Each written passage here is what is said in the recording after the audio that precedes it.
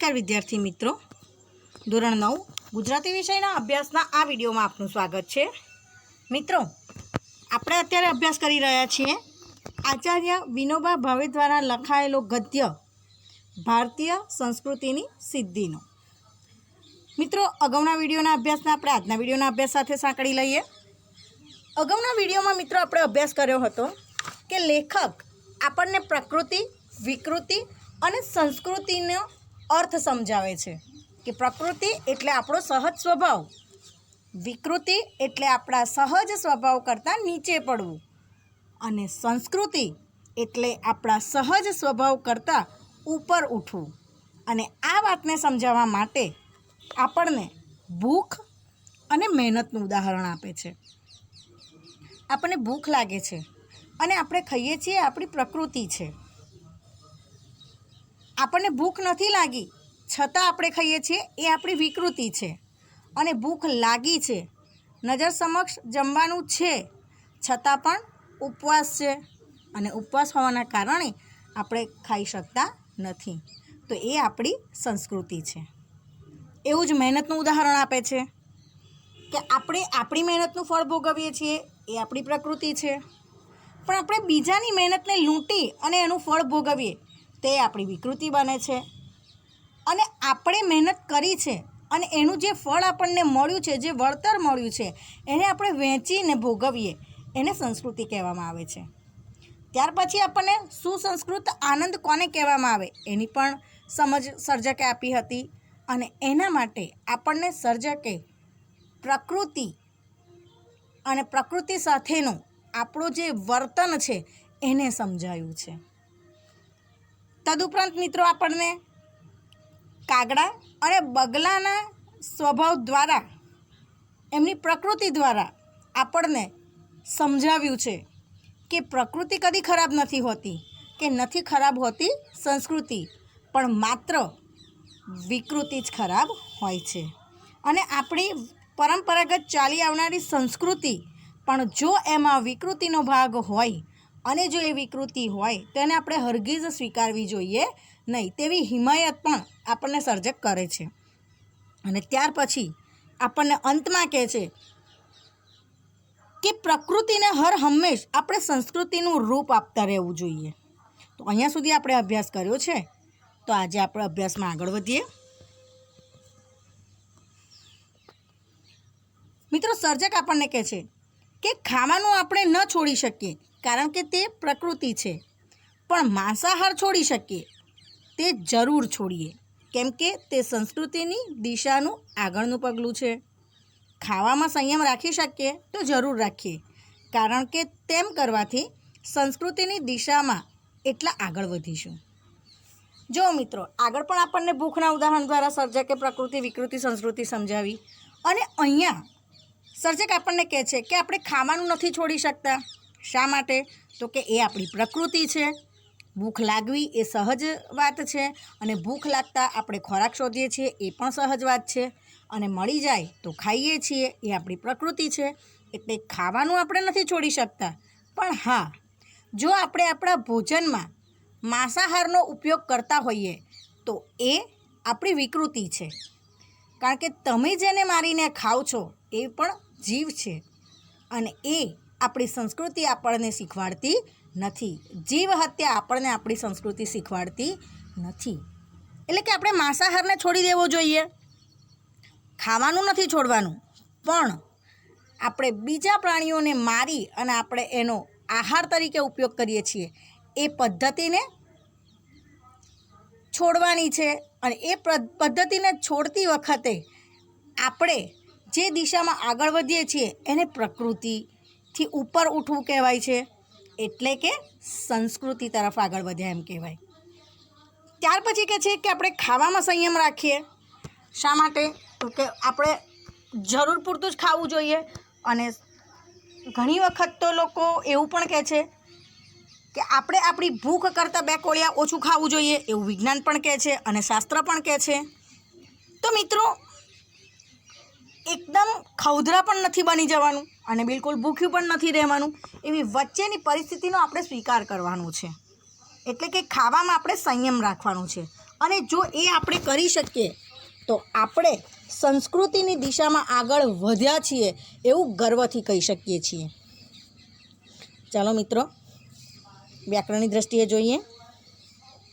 સૌથી પહેલાં માંસાહાર શબ્દને અંડરલાઈન કરો. ત્યાં સંધિ છે, માંસ વત્તા આહાર, તો એને કહેવાય માંસાહાર. ત્યાર પછી મિત્રો તમને શબ્દ સમૂહ માટે એક શબ્દમાં પણ પૂછી શકાય છે કે માંસનો આહાર તરીકે ઉપયોગ કરવો તે, તો એને કહેવાય માંસાહાર. ત્યાર પછી મિત્રો સંસ્કૃતિની દિશા એ સંબંધવાચક વિશેષણ છે.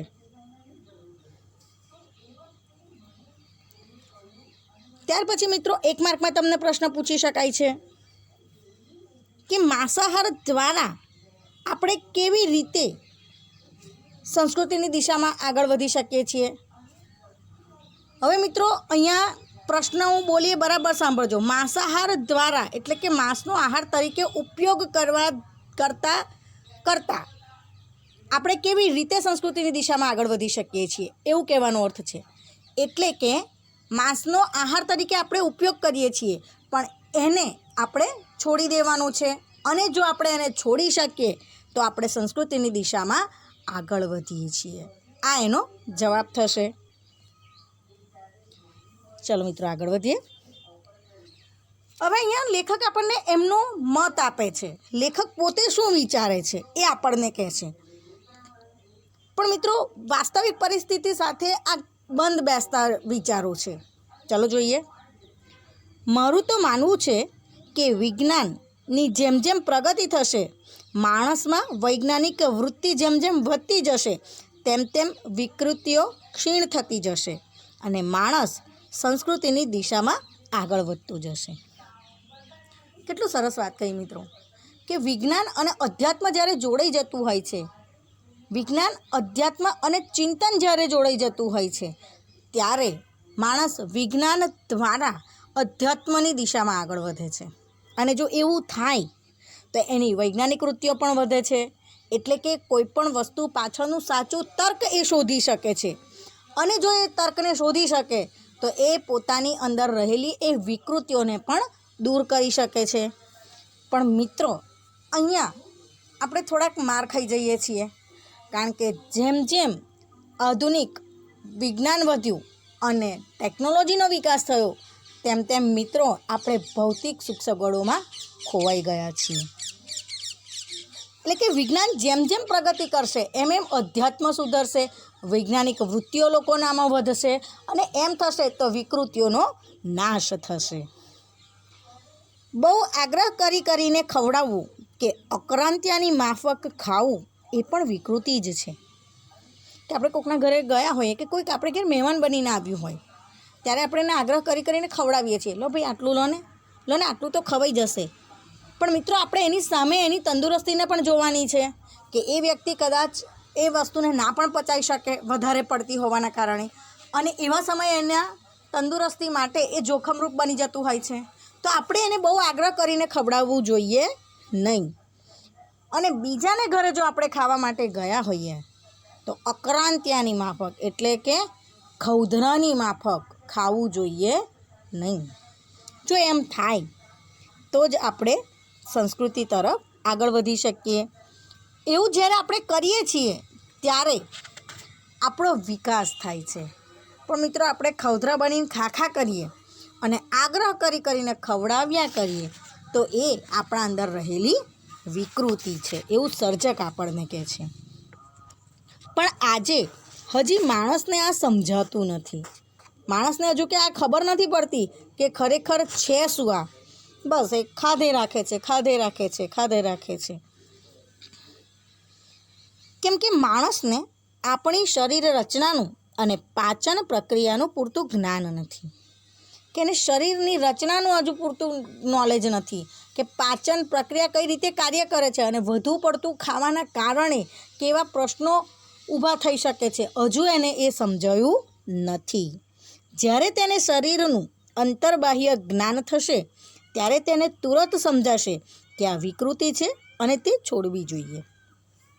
એટલે કે શરીરની અંદર બાહ્ય શરીરની વાત છે અને આંતરિક શરીર એટલે કે આત્માની વાત છે. એટલે કે જ્યારે ભૌતિક સમાજની અંદર રહેતો વ્યક્તિ એને જ્યારે પોતાના શરીરનું ભાન થશે, પોતાની શરીર પ્રક્રિયાનું ભાન થશે, ત્યારે એને તરત જ ખબર પડી જશે કે વધારે પડતું ખાવું ના જોઈએ, કોઈને આગ્રહ કરવો ના જોઈએ. અને જો આ બધી વસ્તુઓ જ્યારે એને સમજાઈ જશે ને, ત્યારે એ આ વિકૃતિને છોડવા માટે તૈયાર થઈ જશે અને છોડી પણ દેશે. માણસ કાયમ સંસ્કૃતિ વિકૃતિનું પૃથ્થકરણ કરતો રહેશે. માણસ શું કરી શકશે? તો કે સંસ્કૃતિ અને વિકૃતિ એટલે આપણે કઈ દિશામાં જવું છે એનું હર હંમેશ પૃથ્થકરણ થતું રહે છે, એનું હંમેશા વિશ્લેષણ થતું રહે છે. અને એમ વિશ્લેષણ કરતાં કરતાં એ અનેક ગણા પ્રયોગો કરતો રહે છે. અહીંયા જુઓ મિત્રો, વિશ્લેષણ કરતો રહેશે, પ્રયોગ કરતો રહેશે અને પોતાને સાચી દિશામાં આગળ વધારતો રહેશે.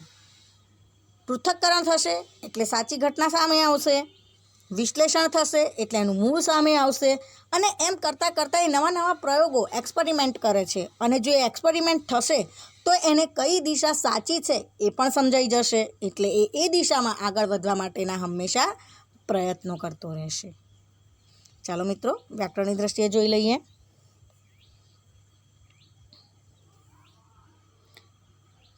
સૌથી પહેલાં શરીર રચના, એને અંડરલાઈન કરો. શરીર રચના, શરીરની રચના તત્પુરુષ સમાસ થશે. ત્યાર પછી પાચન પ્રક્રિયા, પાચનની પ્રક્રિયા એ પણ તત્પુરુષ સમાસ થશે. ત્યાર પછી સંસ્કૃતિ વિકૃતિ, સંસ્કૃતિ અને વિકૃતિ દ્વંદ્વ સમાસ થશે. ત્યાર પછી મિત્રો મારું એ શબ્દને અંડરલાઈન કરો. મારું એ સાર્વનામિક વિશેષણ થશે. ત્યાર પછી મિત્રો જ્યારે આપણે પાઠની શરૂઆત કરી ત્યારે એની અંદર સુસંસ્કૃત એવો શબ્દ આવ્યો હતો. એમાં સુ એ પૂર્વ પ્રત્યય છે. ચલો હવે પ્રશ્નોની પણ ચર્ચા કરી લઈએ. અહીંયા તમને એક માર્કનો પ્રશ્ન પૂછાઈ શકે છે કે લેખકના મતે વિકૃતિઓ ક્યારે ક્ષીણ થતી જશે? તો તમે લખી શકો છો કે લેખકના મતે વિજ્ઞાનની જેમ જેમ પ્રગતિ થશે અને માણસમાં વૈજ્ઞાનિક વૃત્તિ જેમ જેમ વધશે તેમ તેમ વિકૃતિઓ ક્ષીણ થતી જશે. ત્યાર પછી એક માર્કમાં તમને પૂછાઈ શકે છે કે લેખકના મતે માણસને શેનું હજુ પૂરતું જ્ઞાન નથી? તો તમે લખી શકો કે લેખકના મતે માણસને પોતાની શરીર રચનાનું અને પાચન પ્રક્રિયાનું પૂરતું ભાન નથી અથવા તો જ્ઞાન નથી. ત્યાર પછી માણસ કેવી રીતે પોતાની જાતને સાચી દિશામાં આગળ વધારતો રહેશે? અથવા તો એવું પણ પૂછી શકાય કે લેખકના મતે માણસ ક્યારે સાચી દિશામાં આગળ વધશે? તો તમે લખી શકો છો કે જ્યારે માણસ સંસ્કૃતિ અને વિકૃતિનું પૃથ્થકરણ કરતો રહેશે, વિશ્લેષણ કરતો રહેશે અને નવા પ્રયોગો દ્વારા નવી દિશામાં આગળ વધતો રહેશે, ત્યારે એ સંસ્કૃતિની દિશામાં આગળ વધશે અથવા તો સાચી દિશા તરફ આગળ વધતો રહેશે. ત્યાર પછી આવું ભારતમાં થયું છે. ભારતમાં શું થયું છે? તો કે હજારો વર્ષોથી નવા નવા પ્રયોગો થતા રહ્યા છે. એટલે કે ભારતની સંસ્કૃતિ પ્રયોગશીલ છે. અહીં હજારો વર્ષથી માણસ જાત જાતના પ્રયોગો કરતો રહ્યો છે અને તેમાંથી આપણે જેને ભારતીય સંસ્કૃતિ કહીએ છીએ તે નીપજી છે. કે હજારો વર્ષોથી જાત જાતના પ્રયોગો થયા છે અને એ પ્રયોગોમાંથી આપણને જે નિષ્કર્ષ મળ્યો, આપણને જે તારણ મળ્યું એ આપણી ભારતીય સંસ્કૃતિ છે. એમાંથી આપણી ભારતીય સંસ્કૃતિ અલગ ઉભરી આવી છે, એમાંથી ઉત્પન્ન થયેલી છે. એટલે કે ભારતની સંસ્કૃતિ પ્રયોગશીલ છે. પ્રયોગો દ્વારા એને આપણે સત્યતા પુરવાર કરી છે અને ત્યાર પછી એનો આપણે સ્વીકાર કરેલો છે. ભારત પ્રાચીન કાળમાં બહુ જ પ્રવૃત્તિમય હતું.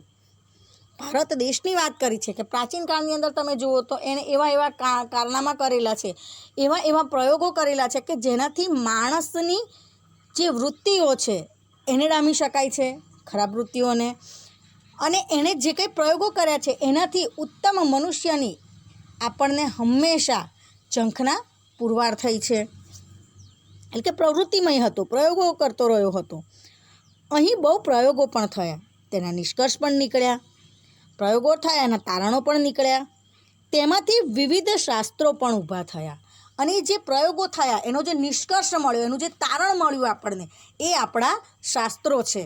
અને મિત્રો, આપણે કહીએ જ છીએ કે આપણા શાસ્ત્રો આપણા દરેક સમસ્યાનું સમાધાન આપે છે. જરૂર છે એને સમજવાની. તેમાં આધ્યાત્મિક દ્રષ્ટિ મુખ્ય હતી. એની અંદર મુખ્ય કેન્દ્ર કયું હતું? તો કે અધ્યાત્મ હતું. માણસ આધ્યાત્મિક દ્રષ્ટિએ કેમ આગળ વધતો રહે તેની ખોજ નિરંતર ભારતમાં ચાલી. કે માણસ અધ્યાત્મની દિશામાં કેવી રીતે આગળ વધતો રહે. શરીર નાશવંત છે પણ આત્મા અજર અમર છે, તો એ આત્માની શુદ્ધિ થવી જરૂરી છે, શરીરની શુદ્ધિ જરૂરી નથી. હવે મિત્રો, અહીંયા હું તમને એક બીજી વાત કરું કે આપણે મનથી ઘણા બધા પાપ કરીએ છીએ, બરાબર? આપણી મનની અંદર જે વૃત્તિઓ ચાલે છે, જે વિકૃતિઓ છે, એનાથી આપણે પાપ કરીએ છીએ અને આપણે પછી ગંગાજીમાં નહાવા જતા હોઈએ છીએ. પણ મિત્રો, ગંગાજીમાં નહાવાથી તો માત્ર શરીર શુદ્ધ થાય છે. મનના એના એ વિચારો લઈને જો તમે ગંગામાં ડૂબકી મારો તો ગંગામાં તાકાત નથી કે તમારા વિચારોને બદલી શકે. એના માટે એક નાનું ઉદાહરણ આપી દઉં તમને કે આપણા ઘરની અંદર ગટર હોય છે, એ ગટરના પાણીને આપણે એક બોટલમાં ભરી લેવાનું અને પછી એને ગંગાજીમાં જઈને મૂકી આવવાનું અને 2 દિવસ પછી કિનારે પડેલી એ બોટલને લઈ લેવાની. ગંગાજીની અંદર આપણે જે બોટલ મૂકી છે એ બોટલને આપણે કાઢી લેવાની. તો શું એ પાણી શુદ્ધ થશે? નહીં થાય મિત્રો. એનો અર્થ એ થયો કે એક બોટલ કે જેને આપણે ઉપરથી ઢાંકણ વાસી દીધું છે, એ બોટલ ગંગાજીમાં રહેવા છતાં અંદરનું પાણી શુદ્ધ નથી કરી શકતી. તો આપણું શરીર શુદ્ધ થાય છે બોટલની જેમ, પણ આપણા વિચારો એ ગંદા ગટરના પાણી જેવા હોય છે, જે સુધરતા નથી. એટલે આપણે ગંગાજીમાં નહાવા જવું જરૂરી નથી, પણ ઘરે બેસીને મનના વિચારોને સાફ કરવાની જરૂર છે, કે જે સાચા અર્થમાં વિકૃતિ છે એને દૂર કરવાની જરૂર છે. એટલે કે માણસ અધ્યાત્મની દિશામાં કેવી રીતે આગળ વધતો રહે એ જ આપણે જોવાનું છે. તેની ખોજ હંમેશા ચાલતી રહી છે. આવી બધી યોજનાઓ આપણા પૂર્વજોએ અનેક પ્રયોગો કરીને ઘડી, અને આ આપણો બહુ મોટો વારસો છે કે આપણા પૂર્વજોએ જે પ્રયોગો કર્યા ને એનું જે તારણ મળ્યું છે, એના થકી આપણી સંસ્કૃતિ છે, અને એ સંસ્કૃતિ જ આપણો સૌથી મોટો વારસો બની છે આપણા માટે. આપણને સંપત્તિ મળી છે અને સંપત્તિ બહુ જ અમૂલ્ય છે. ચલો મિત્રો, વ્યાકરણની દ્રષ્ટિએ જોઈ લઈએ. ભારતીય સંસ્કૃતિ, એમાં ભારત વત્તા ઈય, ભારતીય, ઈય પર પ્રત્યય છે, આપણે શીર્ષકમાં પણ જોયું હતું. ત્યાર પછી મિત્રો, ભારતની સંસ્કૃતિ સંબંધવાચક વિશેષણ છે. ત્યાર પછી બીજા વાક્યમાં હજારો, એમાં 1000 એ સંખ્યાવાચક વિશેષણ છે.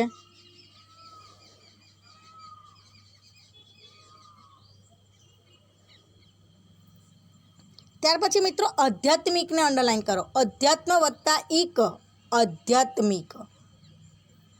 એમાં ઈક એ પર પ્રત્યય થશે, એમાં હસ્વ ઈ આવશે.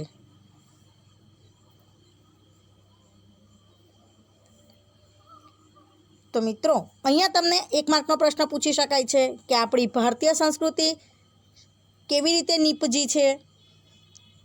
તો તમે લખી શકો છો કે ભારતમાં હજારો વર્ષથી જાતના પ્રયોગો થતા રહ્યા છે અને એમાંથી જ આપણી ભારતીય સંસ્કૃતિ નીપજી છે. 1 માર્કમાં પૂછી શકાય કે ભારતની સંસ્કૃતિ કેવી છે. તો તમે લખી શકો કે ભારતની સંસ્કૃતિ પ્રયોગશીલ છે. ત્યાર પછી મિત્રો, તમને 1 માર્કમાં બીજો પ્રશ્ન પૂછી શકાય કે ભારતમાં શેની નિરંતર ખોજ ચાલે છે અથવા ચાલી રહી છે. તો તમે લખી શકો છો કે પૂર્વજોએ જે પ્રયોગો કર્યા એમાં આધ્યાત્મિક દ્રષ્ટિ મુખ્ય હતી. અને આધ્યાત્મિક દ્રષ્ટિએ માણસ કેવી રીતે આગળ વધતો રહે એની ખોજ નિરંતર ભારતમાં ચાલી રહી છે. 2 માર્કમાં પણ તમને પૂછાઈ શકે છે. ત્યાર પછી મિત્રો તમને 1 માર્કમાં એવું પણ પૂછાઈ શકે છે કે આપણો મોટો વારસો કયો છે. તો આપણે લખી શકીએ છીએ કે અનેક પૂર્વજોના અનેક પ્રયોગો થકી જન્મેલી સંસ્કૃતિ આપણો સૌથી મોટો વારસો છે. ચલો આગળ વધીએ. ત્યાર પછી મિત્રો ભારત વિશે શું કહેવાયું છે એવું આપણને સર્જક કહે છે.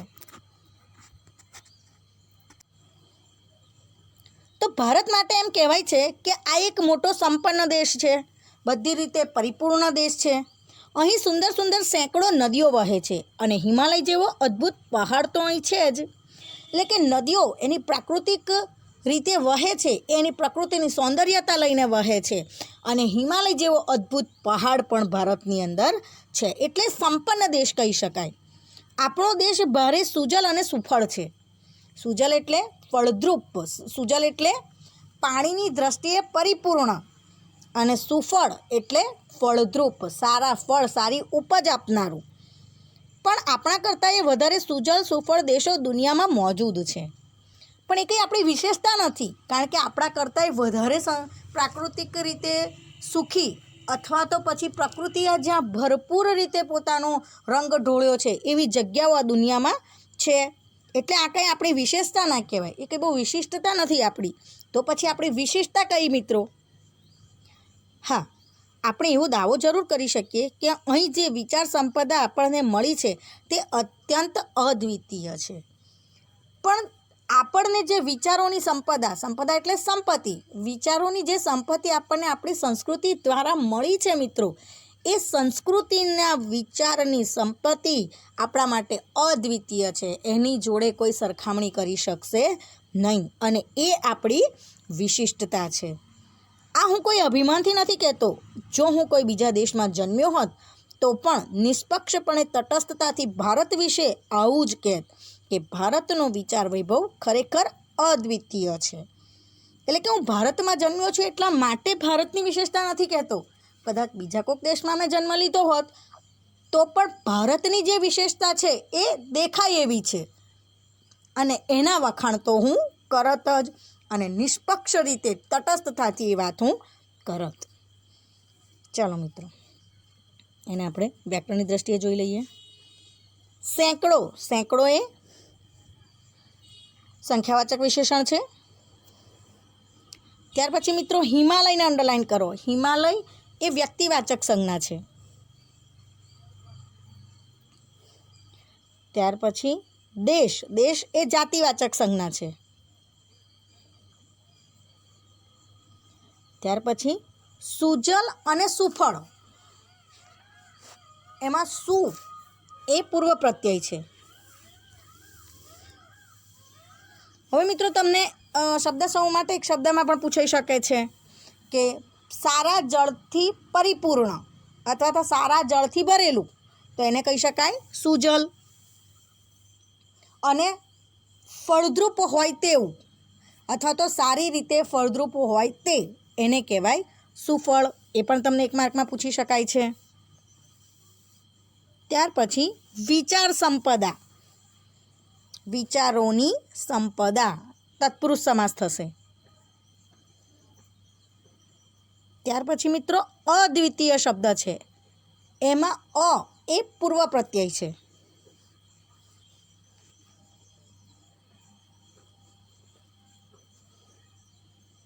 ત્યાર પછી મિત્રો વિચાર વૈભવ, વિચારોનો વૈભવ, વિચારોની ગર્વતા, તો એ વિચાર વૈભવ એ પણ તત્પુરુષ સમાસ થશે.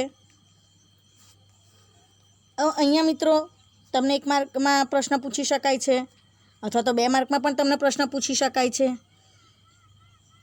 કે ભારતની વિશેષતા કઈ છે. તો તમે લખી શકો કે વિચારોની સંપદા અને વિચારોનો વૈભવ એ ભારતની અદ્વિતીય વિશેષતા છે. ચાલો મિત્રો આગળ વધીએ. ભારતમાં વૈદિક ઋષિઓથી લઈને આજ સુધી શબ્દોની એક અખંડ પરંપરા ચાલી આવી છે. અખંડ પરંપરા, એ શબ્દોની પરંપરા ક્યાંય તૂટી નથી.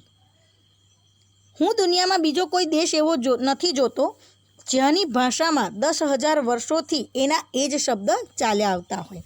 અહીંયા આપણને સર્જક બીજી વિશેષતા બતાડે છે કે હું બીજા કોઈ દેશને એવો ઓળખતો નથી અથવા બીજો કોઈ દેશ મારો એવો ધ્યાનમાં નથી કે જેમાં 10,000 વર્ષથી શબ્દો ચાલ્યા આવતા હોય, અખંડ રીતે ચાલ્યા આવતા હોય. ભારતમાં શબ્દ શક્તિનું જેટલા ઊંડાણથી ચિંતન થયું છે તેટલું બીજે ક્યાંય નથી થયું. એટલે શબ્દની શક્તિ શું છે, શબ્દનો પાવર શું છે, એનાથી શું ઉત્પન્ન કરી શકીએ છીએ આપણે, એનું જેટલું ઊંડાણપૂર્વક ગહન રીતે એનું જે ચિંતન થયું છે ને બીજા કોઈ દેશની અંદર થયું નથી. ભારતે પોતાના પુરાણા શબ્દોને તોડ્યા નથી, નવા જરૂર બનાવ્યા છે. કે ભારત પોતાના જૂના શબ્દોને તોડી નથી શક્યું, એને એમના એમ રાખ્યા છે, પણ છતાંય એણે નવા શબ્દો ચોક્કસ બનાવ્યા છે. હા મિત્રો, આ વસ્તુને સમજાવવા માટે હું તમને એક સરસ ઉદાહરણ આપું. આપણે અંગ્રેજી ભાષાની વાત કરીએ. અંગ્રેજી ભાષાનું ભંડોળ એટલું ઓછું છે કે એમાં એક જ શબ્દના બે અર્થ થતા હોય છે. અને આપણે ભાષામાં, ગુજરાતી ભાષામાં તમને અનેક શબ્દો મળી જશે એક જ શબ્દના અર્થને લઈને, જ્યારે અહીંયા એ વસ્તુ જોવા મળતી નથી. For example, KITE, kite. તો આપણે એમ કહી શકીએ કે ભાઈ કાઇટ એટલે પતંગ. અને બીજી કોઈ વ્યક્તિ એવું કહે કે ના, KIT, કાઇટ એટલે સમડી થાય. તો શું બંને ખોટા છે? ના, બંને સાચા છે. કારણ કે કાઇટ સ્પેલિંગ પણ સેમ થશે, બંનેનું ઉચ્ચારણ પણ સેમ થશે, પણ અર્થ જુદા જુદા. એટલે કે એક જ શબ્દ દ્વારા બે અર્થ બતાડવામાં આવેલા છે. એનું કારણ છે શબ્દ ભંડોળ ઓછું હોવું. પણ ગુજરાતી ભાષાની અંદર, આપણા સંસ્કૃત ભાષાની અંદર આપણને આ શબ્દ ભંડોળ ઓછું જોવા મળતું નથી. સાથે જ જૂના શબ્દોમાં નવા અર્થ નાખીને તેમનો વિકાસ કર્યો છે. આપણે જૂના શબ્દો રાખ્યા, એને તોડ્યા નથી, નવા બનાવ્યા અને પાછા જૂના શબ્દોની અંદર નવો અર્થ પેદા કરવાનો પ્રયત્ન કરેલો છે, એનો વિકાસ કર્યો છે. આ શબ્દ પરંપરા ભારતમાં પહેલેથી જ આજ સુધી અખંડ ચાલી આવી છે અને બીજે ક્યાંય આવું જોવા મળતું નથી. કે આવી શબ્દોની પરંપરા આપણને માત્ર ભારતમાં જોવા મળે છે, બીજી કોઈ જગ્યાએ હોતી નથી. ચાલો મિત્રો, જોઈ લઈએ વ્યાકરણની દૃષ્ટિએ. અખંડ, અખંડ શબ્દને અંડરલાઈન કરો. અખંડમાં અપૂર્વ પ્રત્યય થશે. ત્યાર પછી ઋષિઓ, ઋષિઓને અંડરલાઈન કરો. ઋષિ એ જાતિવાચક સંજ્ઞા થશે.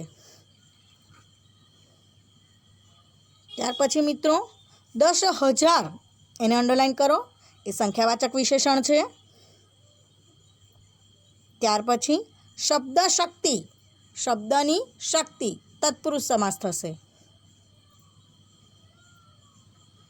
ત્યાર પછી શબ્દ પરંપરા, શબ્દની પરંપરા, એ પણ તત્પુરુષ સમાસ થશે. હવે મિત્રો, તમને એક માર્કમાં પ્રશ્ન પૂછી શકાય કે ભારતમાં શેની પરંપરા અખંડ ચાલી આવી છે?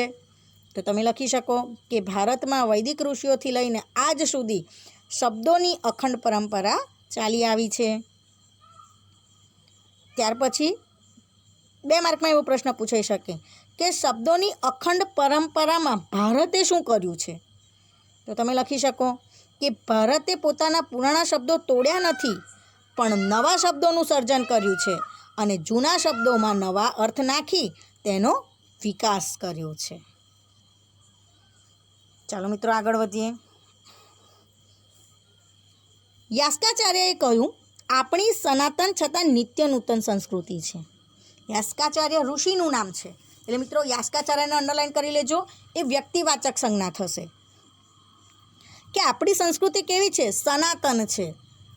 માણસ રહે કે ના રહે, પણ સંસ્કૃતિ પોતાની જગ્યાએથી હટતી નથી, એ સનાતન છે. નિત્ય નૂતન છે, બિલકુલ નવી છે અને સદા હંમેશા ચાલનારી છે. નિત્ય અને નૂતન દ્વંદ્વ સમાસ થશે. આપણી ભીતર એક અખંડ તંતુ કાયમ છે. પુરાણા જમાનાના કોઈ ઋષિ આજે આવે તો તેને આપણો બાહ્ય વેશ ભલે જુદો દેખાય, પણ એને આપણામાં એવું કાંઈક અવશ્ય દેખાશે જેને લીધે એ કહી ઉઠશે કે આ મારા જ બાળકો છે.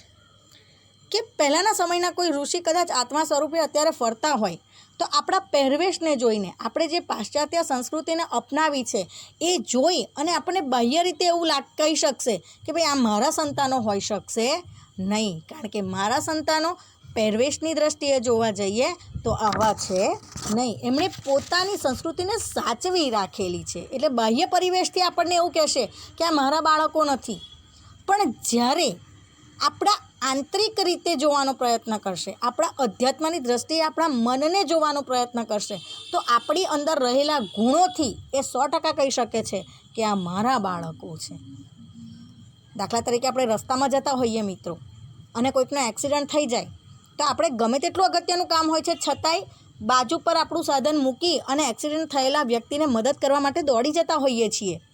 તો આપણે કપડાં ભલે વેસ્ટર્ન પહેર્યા છે, પણ આપણા મનમાં રહેલી મદદની એ ભાવના એ આપણી સંસ્કૃતિનો એક ભાગ છે.